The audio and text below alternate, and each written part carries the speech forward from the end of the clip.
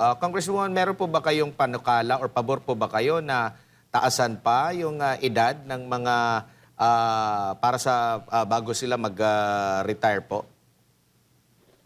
Okay na, para sa akin, okay na yung 60 years old para ma-enjoy naman nila yung retirement nila, no? Pero kung gusto pa nila magtrabaho, ito na po yung batas na inihahanda namin para makabalik pa sila sa gobyerno o sa pribado. Opo. Siguro bilang panghuli, ngayong 2026, maliban po dito sa mga panukala po ninyo, meron pa ba kayong pinaplano o hinihimay pa para sa benepisyo po ng mga senior citizen, ma'am? Well, ang pinag-uusapan namin ngayon sa committee at iniimbestigahan ay yung scam. Kasi talagang grabe ngayon na nai-scam itong mga, at ang tinatarget nila itong mga senior citizens talaga. So ngayon may iniimbestigahan kami na matanda na ang ginamit pa na pang-scam sa kanya ay SSS. Kasi itong kaya na ano namin, kasi ang laki nang nawala dito sa matandang ito. Binubuksan niya yung app ng SSS para magbayad. For what reason? Hindi niya mabuksan. So after 5 minutes na binubuksan niya, may tumawag sa kanya na taga SSS daw siya, down daw yung system ng SSS, kaya siya na lang tutulong.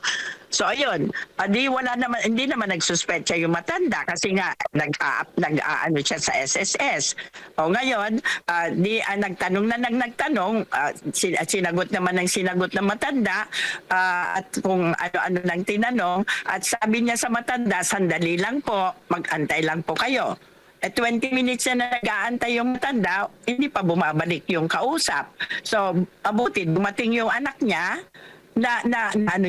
nakita niya, pinatay agad ng anak. They found out after 20 minutes, nasimot yung pera niya sa 5 bangko. Almost 1 million pesos. So yun ngayon ang iniimbestigahan namin kasi hindi naman pwede na walang mananagot dito sa scam kasi alangan namang mawala na lang ng matanda yung 1 milyon na pinaghirapan niya. So yun ngayon iniimbestigahan. So sinasabi ko sa mga nakatatanda na huwag ho kayo agad maniniwala kung may magte-text sa kanila na may pera sila dito, nanalo sila dito, may kokolektahin sila dito. Huwag silang maniniwala maski galing pa sa bangko. Kasi marami yon. Sa akin yan, daming nagte-text galing sa bangko na meron daw akong pera sa ganito, makokolekta, may napanalunan ako, ganun-ganon.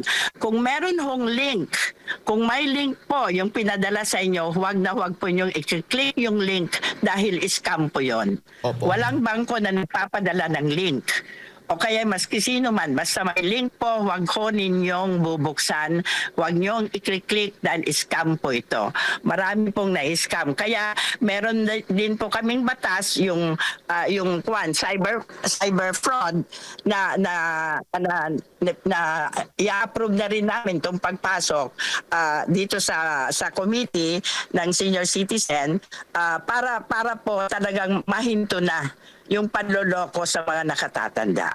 Opo. So, ibig sabihin na magkakaroon ho ba, Kong, ng mas mahigpit regulasyon laban po doon sa mga kumpanya o individual? Yes. Yes, yes. Definitely. At kinausap na rin namin mga PNP, NBI na gagawa din ng hakbang kagaya ng... Kasi ang problema kasi nila, marami nga talagang nai-scam. Pero ang problema nila, yung secrecy of the bank. Na kung mag-imbestiga sila, hindi ibinibigay ng bangko yung kailangan nilang information kasi nga because of the secrecy of the bank. Kaya yun din ang isang pag-uusapan namin sa Kongreso kung anong gagawin namin dito sa batas na ito. Opo. Na secrecy of the bank, no? Oo. At saka, inaayos namin lahat para hindi na makapanloko yung mga manloloko na walang konsyensya at ang tinatarget pa yung mga matatanda.